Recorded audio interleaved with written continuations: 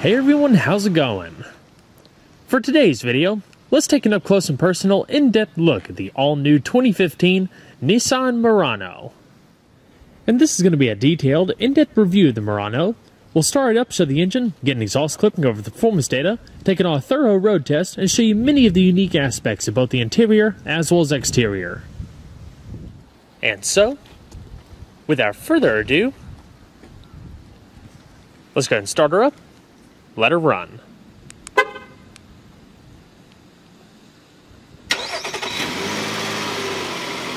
As you can see, this SL comes standard with remote start.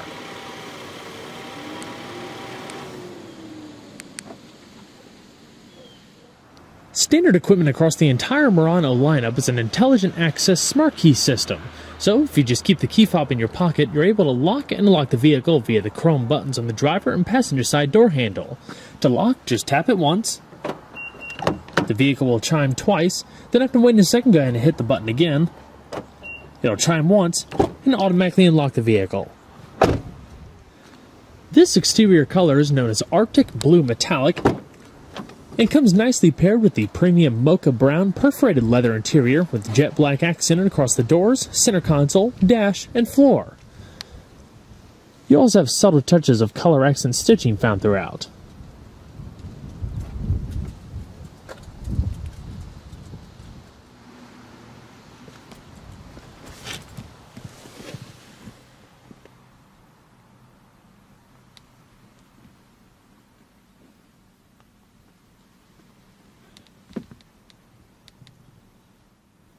In order to start, just make sure you have the key fob within the interior of the vehicle, put your foot on the brake, and hit the console mounted button to go.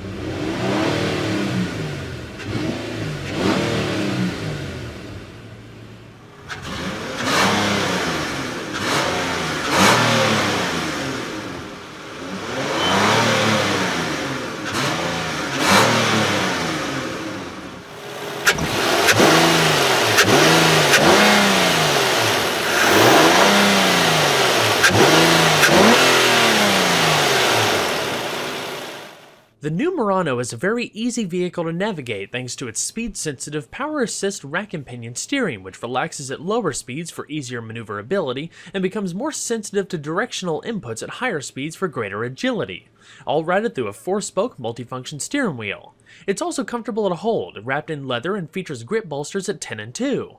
The spokes and controls are highlighted by satin silver trim with subtle chrome rings on the outer edges of the upper spokes.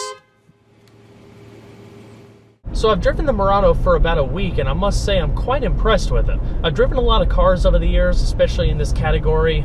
There's still a lot more that I've yet to drive, but just overall, the entire package, it's a very refined, very nice riding vehicle.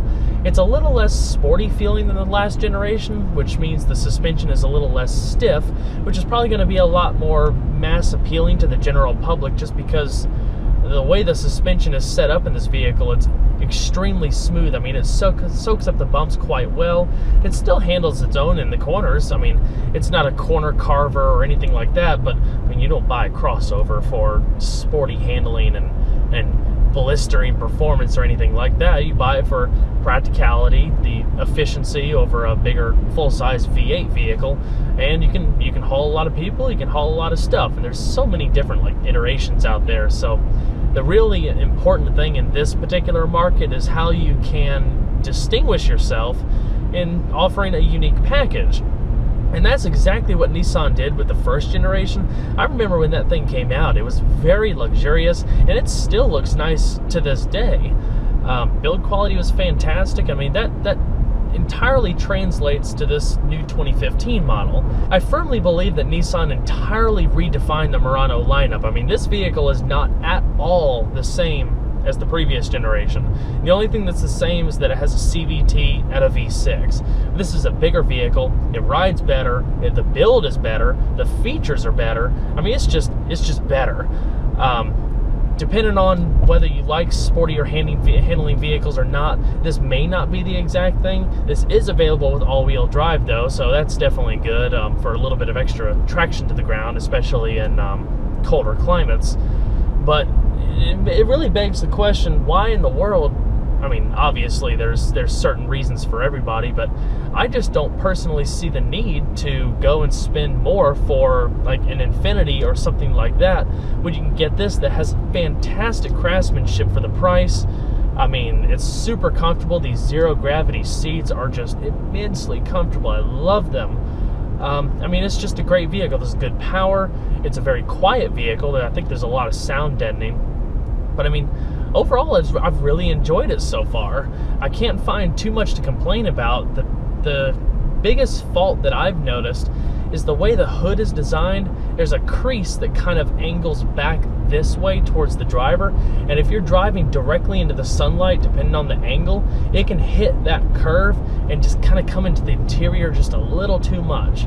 I would prefer it if the hood was flat right there and just continued and rolled over like a typical hood, but I guess that's just with the design styling. But that's really it. But what the Murano does provide is a very comfortable and relaxed environment for 5 people. Like previous offerings, the new Murano also features a CVT automatic gearbox or continuously variable transmission, but it's a revised unit that delivers more refinement and better overall performance. CVTs don't have conventional gears. They select between an infinite amount of ratios to balance fuel economy and power, so the engine is always operating at optimal RPMs based on the application.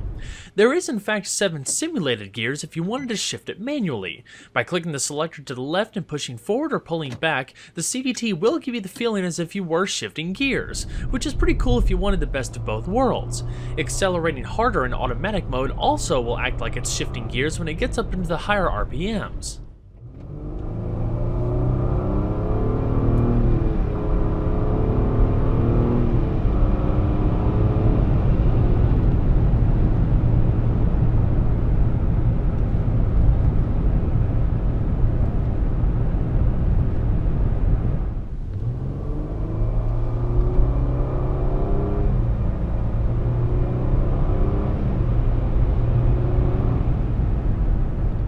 That being said, and many people are going to be shocked to hear me say this, but I believe one of the hallmarks of the new Murano is the CVT transmission.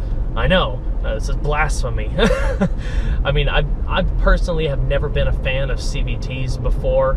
I didn't like the way they drove, I didn't like the way they sounded, and I just felt like it kind of zapped performance away from the vehicle. But what I've noticed with the Murano is that it's very peppy. Sometimes, like if you're really getting on the pedal, accelerating on getting on the highway or anything, it'll actually act like it's shifting gears. But I mean, just listen to it. It's a whole lot quieter than your typical CVT. I mean, the revs hold, but when you're burying the pedal and going, it's acting like it shifts gears. Now, I don't know if that's a typical CVT characteristic, but it's very interesting. It basically combines both aspects of a traditional like torque converter automatic and the CVT aspect, which gives better fuel economy. And when you have those 7 simulated gears like I talked about earlier, you can shift the vehicle manually with that selector, and it's responsive. You can drop it down a gear or drop it down a gear and it will rev match. I mean, it's very cool, and I don't mind it in this vehicle. I think that it's perfectly suited for this type of vehicle just because, at least in the Murano's aspect, it is quiet. So really hats off to Nissan for making a really good CVT. I'm pretty impressed with it. It really shines in this vehicle, and it makes it a whole lot more of a comfortable and just overall efficient vehicle to drive. Another pretty convenient piece of technology featured on this Murano is a surround view camera system that incorporates a backup camera as well as a front camera. Adaptive guidance lines, both front and rear, predict the intended path of the vehicle based on the steering angle. With 4 cameras in total, one in the front grille, one under each side mirror, and one at the rear, you're able to see a complete 360-degree top-down view to help greatly in parking, especially if visibility is limited out back. You can press the camera button in the top right-hand corner of the infotainment system setup and actually change the top-down view to a close proximity view of the front passenger side tire, so you can check if you're parallel parking or anything like that and protect your wheels.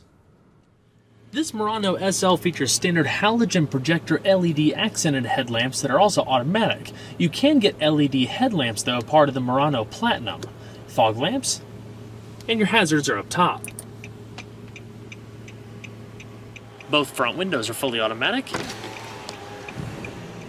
And we'll go ahead and check out the exterior. Upon shutting the door, you'll also notice the vehicle will chime a few times, letting you know it's lost detection of the proximity key fob. With over 700,000 units sold since its original debut a little over a decade ago, the Nissan Murano has been an undoubted success in the crossover segment. Now built right in our backyard at Nissan's Canton, Mississippi assembly plant, it continues to offer a premium look and feel without that luxury price tag, for people who live an active lifestyle and need something just a bit more accommodating. Nissan has expanded its crossover lineup quite a bit over the years to encompass a wide customer base, from the sportier Juke to the recently redesigned, more compact Rogue and larger Pathfinder. But one thing still remains: the Murano is considered by Nissan to be their flagship crossover, leaning more towards the premium side than your run-of-the-mill family hauler. Unlike some of its competitors, the Murano does not offer a more affordable 4-cylinder alternative. The only power plant, Nissan's venerable 3.5-liter V6, isn't exactly groundbreaking, but it provides good performance for the segment and respectable fuel economy. While it's never been available with a third-row seat, for that it's worth checking out the new Pathfinder. The latest Murano does offer a lot of accommodation for 5 people. Compared to its predecessor, the new Murano is a larger vehicle, increasing by 2.9 inches in overall length and 1.3 inches in width. It's actually shorter in height by 1.4 inches, a tip in the hat to its aerodynamic shape, which doesn't compromise interior space whatsoever. Considering the Murano rides on the same wheelbase as before, it's all the more impressive to know there's an additional 2.4 inches of rear legroom, in addition to restyled seat backs, which yield 1.4 inches of extra knee room for backseat passengers. It's available with either front or all-wheel drive, as well as 4 trim levels: S, SV, SL, and the top-tier Platinum. Base pricing starts at just under $30,000, and more detailed pricing can be found in the description box below. Now, entering its 3rd generation for 2015, the Murano is all new, benefiting from a heavy styling makeover that makes it one of the most dramatic-looking vehicles in the segment.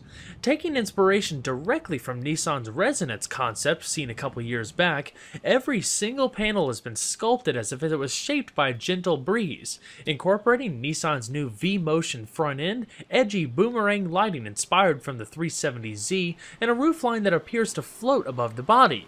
It's quite obvious that the new Murano's styling is a dramatic departure from its predecessor, but skeptics should really keep an open mind until they see it in person.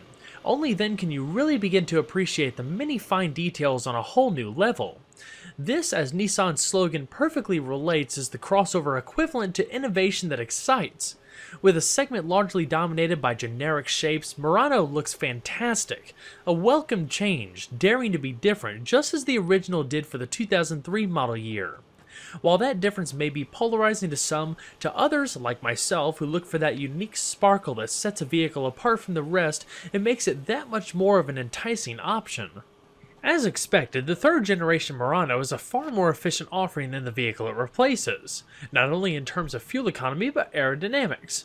For starters, an estimated weight reduction between 130 and 145 pounds means there's a little less weight to toss around. It's also one of the most aerodynamic crossovers currently on the market. The dynamic styling does more than just look cool. It was shaped specifically to decrease air resistance. Thanks to the front and rear spoilers, lower active grille shutters, rear tire deflectors, rear suspension design, and fuel tank, the Murano achieves a quite low 0.31 drag coefficient, compared to the previous Murano which registered 0.37. Combine the weight savings with the aero-inspired shape, and it's estimated the new Murano should see a 20% improvement in fuel economy. All of the Murano's wheel options are in some sort of machine finish. The standard consists of 18 by 7.5 inch split 5-spoke alloy wheels wrapped in 235/65 all-season tires. They're able to hold just over 0.8 G in lateral acceleration. When stepping up to the Platinum, you receive a unique set of larger 20 by 7.5 inch alloys wrapped in 235/55 tires. Stopping from 60 miles an hour takes as little as 117 feet thanks to 4-wheel, internally ventilated disc brakes, 12.6 by 1.1 inches in front and 12.1 by 0.6 inches in the rear, with 2-piston and single-piston calipers respectively. Electronic brake force distribution, brake assist, and 4-channel ABS all come standard. For added safety, adaptive cruise, forward emergency braking, and forward collision warning are available, a part of the technology package, in addition to blind spot monitoring. As far as the suspension, the Murano continues with a fully independent setup of McPherson struts in front with coil springs and a solid 26mm stabilizer bar. Out back, the rear multi-link setup carries twin-tube shock absorbers and a hollow 26.5mm stabilizer bar. Towing capacity for both the front and all-wheel drive models is rated at 1,500 pounds. Overall length is 192.8 inches with a width of 75.4 inches and a height of 66.6 inches, riding on a 111.2-inch wheelbase. Total curb weight for the SL seen here is around 3,847 pounds. So let's go ahead and pop the hood. Like its predecessor, the third-generation Murano continues to be powered by an all-aluminum transverse-mounted 3.5-liter V6 with 4 valves per cylinder, double overhead cams, variable valve timing, port fuel injection, and a compression ratio of 10.3 to 1. With 260 horsepower at 6,000 RPM and 240 pound-feet of torque at 4,400 RPM, power is unchanged. Therefore, performance data should be somewhat similar to last year's offering, which could achieve 60 miles an hour in about 7 seconds, pass the quarter mile in 15.5 seconds, and hit a limited top speed of 115 miles an hour. As far as fuel economy, the Murano takes regular unleaded fuel and carries a 19-gallon tank.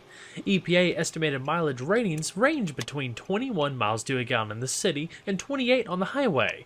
The same goes for both front and all-wheel drive, which is a notable improvement over its predecessor. The Murano's all-new interior is designed to offer one of the most relaxing cabins in the class, or as Nissan describes it, having an expression of serenity. It surrounds you with an abundance of high-quality materials, first-rate comfort, and easy-to-use ergonomics, inviting you in to the point where you really don't want to get out. I, for one, am quite impressed about how good the build quality is, as it's hard to find an easily accessible surface that isn't wrapped in super soft padding.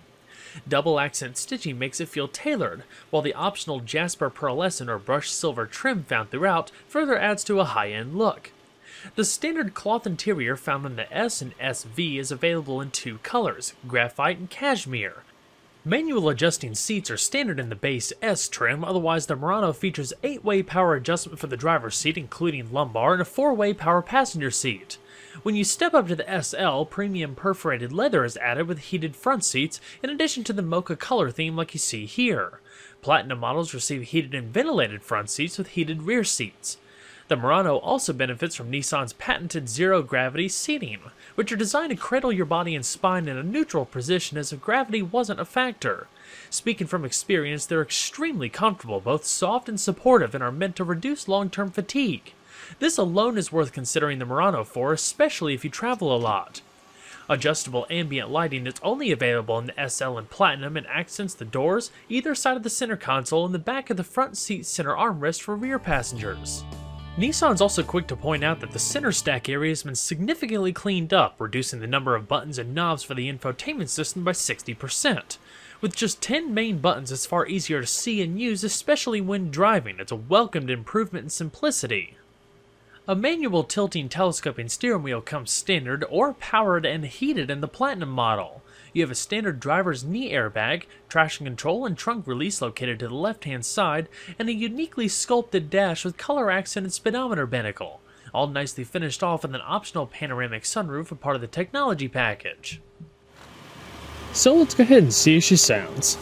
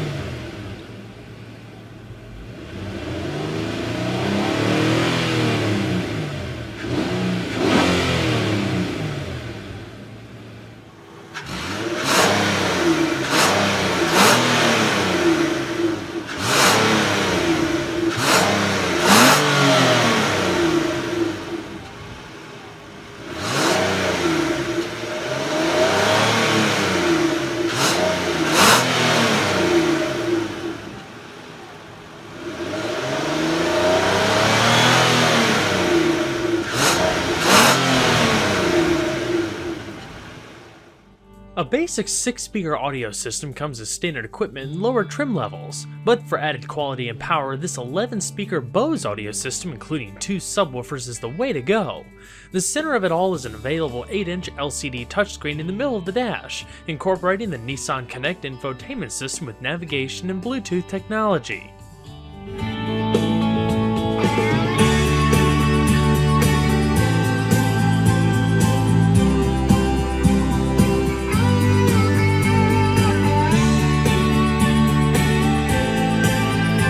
The A-pillars are wrapped in soft cloth and incorporate 2 Bose tweeters down at the bottom. And right behind that is a little indicator for your blind spot monitoring system. Grip handles up top, soft padded visors, with illuminated vanity mirrors. Auto-dimming view mirror with 3-position garage home link located down below. And in the top stack, you have the microphones for your hands-free Bluetooth telephone and controls for the interior LED illumination, including your reading lamps. Just in front of that is a padded sunglass container. With the technology package as seen on this particular model, you also have a full panoramic glass roof with automatic front sliding portion. Once back, a little wind deflector automatically pops up.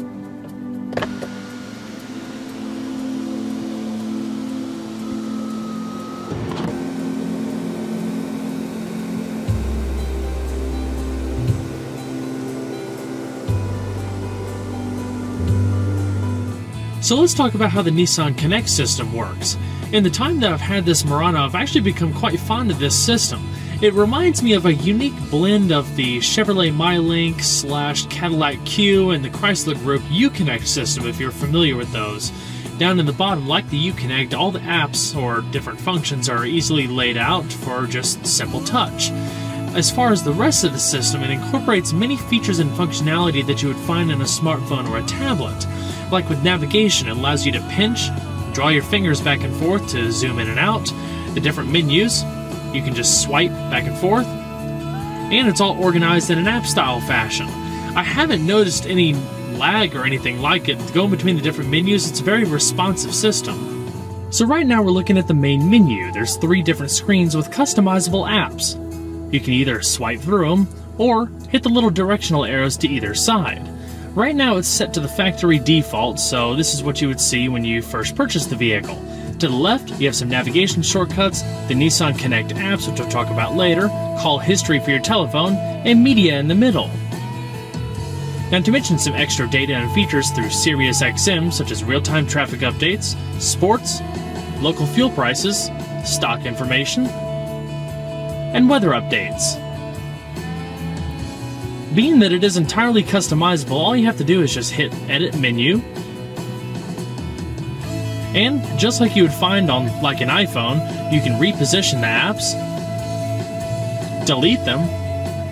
If there's any blank spaces or after you delete an app, you can also add a new one, or replace one if there's one that you're just not going to use. There's a ton of different shortcuts, all organized by the respective feature. You can organize it however which way makes it easier for you.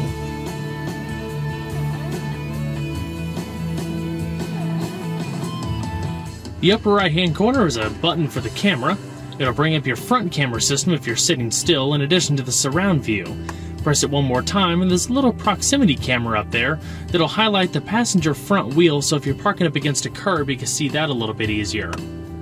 Rewind, fast forward, changing the track, seek, back button, tune, scroll, and pushing in to bring up your sound adjustments. You can also do it from the settings menu right here, in addition to all the customizable options that you can do for the system. Just hit sound and then make your selection. In the bottom left, we have audio. I currently have my iPhone plugged up. Up at the top, you have album artwork, all the song, artist information, and other controls like play, pause, rewind, fast forward, repeat, or shuffle the selection. Typical iPod functions. You click on iPod menu. Now playing just brings you back to the main screen, but you can choose whether you want the album artwork to play in all the different categories just like you would find on your iPhone, so everything stays nice and organized. You can change the source up top, AM, FM, Sirius XM satellite radio, CD player, located right up top here next to the SD map input for your navigation, hands-free Bluetooth streaming, auxiliary, just basic MP3 integration, and USB iPod input. The iPod and auxiliary integration is located in this little storage cubby right here. It's also lined in velour, and when you don't have something in there you can just close it or just use it for small storage. With Sirius XM, just like the radio, you have all of your different preset stations down below there. You could tag songs, customize favorite artists, songs, so if it actually comes on the air, regardless of the station, the system will prompt you, and you can go ahead and listen to it if you want to. You can direct tune, go between different categories and genres, channel lists, and more. The radio screen is pretty much the identical thing. You have preset stations down below, but you also have the option of HD radio. Your hands-free Bluetooth telephone, it'll automatically ask you to pair one if you don't have a phone connected, otherwise it'll bring up your phone book, call history, and things of that nature. You can manually dial a number, put in shortcut numbers up top, and bring up your phone book. Aaron Hutchings. So if you're going down the road, you can go between the different options and it'll read the name back to you. Connect to phones, select the Bluetooth device, change the volume settings. It also has the ability to send text messages through the system. System information incorporates a lot of those things like I talked about earlier, provided through a subscription-based Sirius XM service, fuel prices, weather, traffic, more. You have a little vehicle screen right there that will bring up an Eco Drive report, so you can kind of see how economical you're driving. And the Nissan Connect apps. You can download the Nissan Connect app from your respective phone's app store, and it'll incorporate many different things from social media to convenience features. We'll just use the guest as a demo, but to use all of the features you actually have to create an account. It's a subscription-based system. You have iHeartRadio, Pandora for internet streaming of audio, and you can even have Twitter and Facebook a part of the full package. When everything's all synced up, you also have Google search through the infotainment system. Continuing on, bring up your map, like I said, with real-time traffic updates, map menu. You can pinch back and forth to zoom in, destination assist, points of interest, address book, home, look up by phone number, and more detailed settings. I'll talk about a little bit more when we get to the steering wheel multifunction controls, but it's just some extra customizable options for all the various respective main features.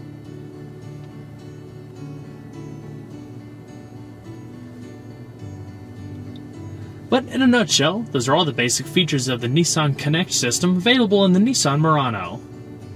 I just love how the brushed aluminum looking trim blends into the dash and swoops across.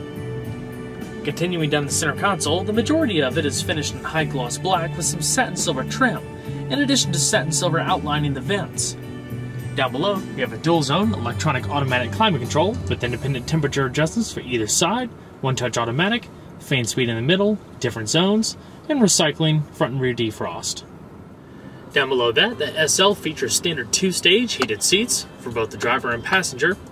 When you step up to the Platinum model, you have climate-controlled seats, so you have both heating and ventilation for the front, in addition to heated rear seats, a 12-volt power outlet, the chrome accented start button like you saw earlier, Plenty of that really cool looking brushed aluminum looking trim, 2 cup holders, and a padded armrest that also incorporates the brushed trim all the way into the rear with a little storage cubby. Flip open the console and you have a tremendous amount of space, a removable velour storage tray, and another power outlet down below. As far as the multifunction steering wheel, on the right hand side you have your cruise control and adaptive cruise settings, a part of that technology package I talked about earlier. This button right here allows you to adjust the distance that the Murano will follow the vehicle in front. On the left hand side, you have your driver information controls. They show up in that 7-inch TFT display in between the speedometer cluster, in addition to your radio controls, hands-free telephone, and voice commands. The voice commands are located in the top button here. You can interrupt voice prompts and speak a command immediately by pushing the talk switch. You can also use the up-down switch on the steering wheel to select an item from the displayed list. Please say or select a command. Help.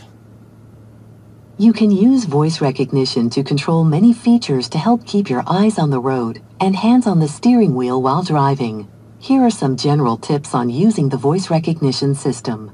You can interrupt voice prompts and speak a command immediately by pushing the talk switch. Remember to always speak a command after the tone. Push the back button to return to the previous step. To exit voice recognition at any time, push and hold the talk switch or say exit.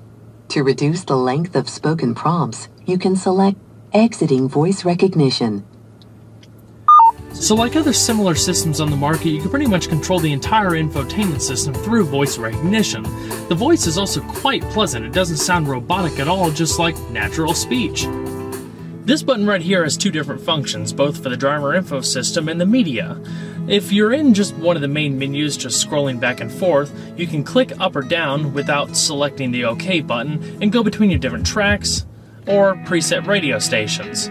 But if you hit OK and bring up the little detailed menus, then you can use the up or down arrow to make a selection within. So as far as the various menus, this is the home screen. Up at the top, it shows you whether you have your blind spot monitoring system activated, a digital clock, outside temperature, digital speed readout, compass, audio data, fuel range down below, what gear you're in, and the odometer. Click it to the right, you have media, navigation, drive computer, fuel economy, driving aids, your blind spot monitoring system,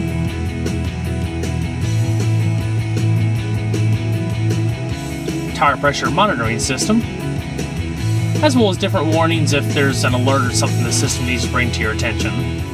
Off to the far right is a settings menu where you can customize just about every aspect of the vehicle, from driver assistance,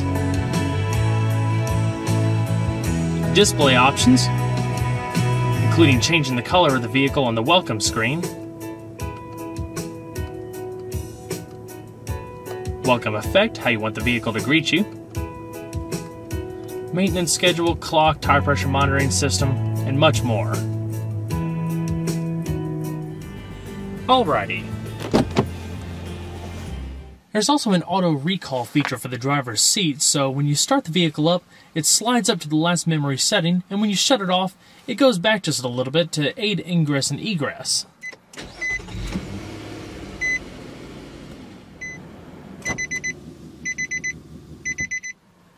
Now let's go ahead and check out the back seat. The Murano has a pretty spacious back seat overall, but it's what you would expect out of this cutthroat crossover segment we're in today. Build quality is also superb with the same type of premium materials that you find in the front. The upper portions of the door panels are wrapped in the soft touch material with the mocha brown accents and that brushed aluminum looking trim. Just like the front, the rear seats are also finished in the premium leather with perforations across the middle. They're fully adjustable. You can recline them down for extra storage, and I'll show that during the trunk portion.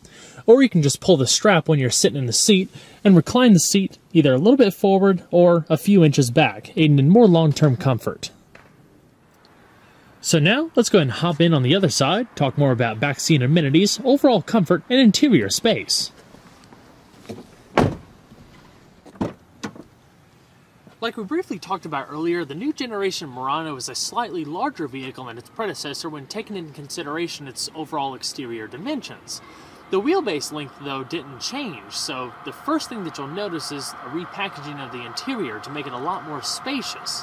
What that basically means is, while the footprint of the Murano didn't really change, there's an additional 2.5 inches of leg space back here, which is immediately noticeable upon climbing in. Especially with the panoramic glass roof and the restyled center console, a few other subtle tweaks here and there, it's a lot more airy feeling than before. Climbing on in is no more difficult than climbing into like a large family sedan or something like that, maybe like an inch or so taller. The door panels evoke that same solid thud like you find in the front, and everything, for the most part, is also wrapped in that soft padded material, so it still feels refined and comfortable back here. A center console in the middle can be folded down, incorporating 2 cup holders and a little bit of storage and a tremendous amount of padding. This is probably the most padding I've ever seen in an armrest, or at least any time lately. It definitely makes it a whole lot more comfortable, takes the fatigue off your elbow. Just like the front, the back seat is very comfortable for passengers. There's no extra lateral support across the sides really, but it definitely has a lot of lower back support, and it sits quite well. There's a nice amount of give in the lower cushion and upper backrest. As far as overall interior room, I'm 5'10", with a comfortable seating position for myself up front. I probably have 4.5, 5 inches or so, and roughly 3.5 inches or so of headspace. Another thing that I briefly talked about a second ago is the fact that you can recline these seats in addition to folding them. I'll show you the folding portion in just a little bit with the trunk section. But all you have to do is just grab that little strap down below and pull it out. You can move it forward. This is the most forward position that it can be locked, and there's a few steps in between, and then all the way back. It's quite substantial, so if you want to whip out this armrest, use the soft contour of the door, you can just kick back and relax. And there's not a lot of hardware into the seat either, so you can stick your shoes up under there a pretty good way. Up top you have LED reading lamps, a grip handle, and a coat hook located on the driver's side handle. You do have side curtain airbags all the way around, so everybody's nice and protected. Adjustable headrests. You can sit a third person right here. And there's basically no drivetrain hump, so you don't have to worry about encumbering your legs or anything like that. And they also have an adjustable headrest. Rear quarter windows for better visibility. Lower air registers. And a USB port, so you can charge your smartphone or tablet or even play media through the audio system. The storage pocket that you saw up here is a little bit easier to get to back here. It's really meant for backseat passengers, I guess. It provides a nice slender storage pocket, so if you are plugging up your smartphone, you have a place to put it and you don't have to string cords across the vehicle. There's also storage pockets on the back of the seats. But that's pretty much it, so let's go ahead and check out the rest of the vehicle.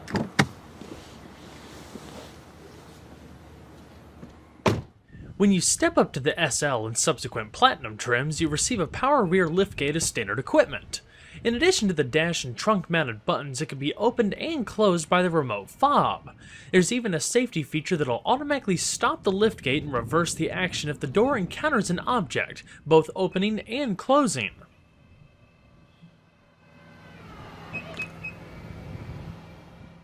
Once open, it boasts a generous 39.6 cubic feet of cargo space behind the rear seat. That's an increase of 8 cubic feet of usable space over the previous generation, largely thanks to 3.3 inches of additional floor length and 2 inches in width. Fold the seats flat by the easy-to-use handles to either side and cargo area climbs to 69.9 cubic feet. There's illumination, a rear power outlet, and cargo tie-downs. Your spare tire and Bose subwoofers are located underneath the trunk floor, and the rear seats can even be had with a power return feature for added convenience, standard on Murano Platinum.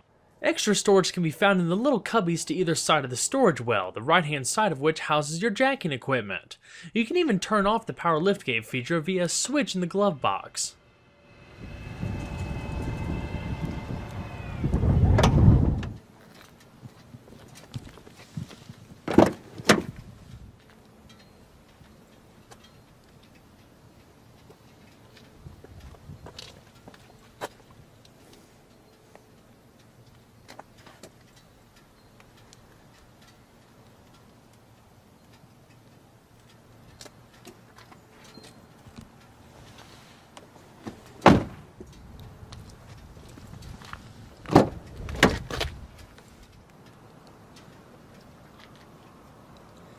The passenger seat does have power sliding and recline, but it lacks the height adjustment and the power lumbar like you find in the driver's seat.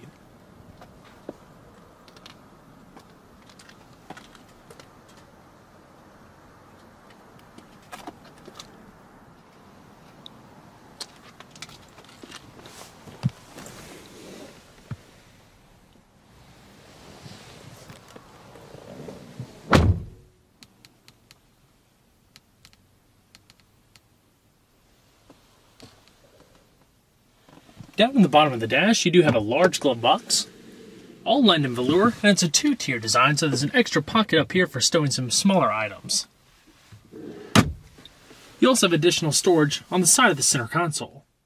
Nissan has done a fantastic job at the redesign of the all-new Murano. With better build quality, more refined driving characteristics, and plenty of passenger comfort, I highly suggest it be put at the top of your list of crossovers to consider. After all, if you're wanting to make a statement without spending luxury prices, the Nissan packs great value for what you get. Well everyone, I hope you enjoyed the in-depth look at the all-new 2015 Nissan Murano. Be sure to stay tuned next time, there's a lot more where that came from. Take care everybody.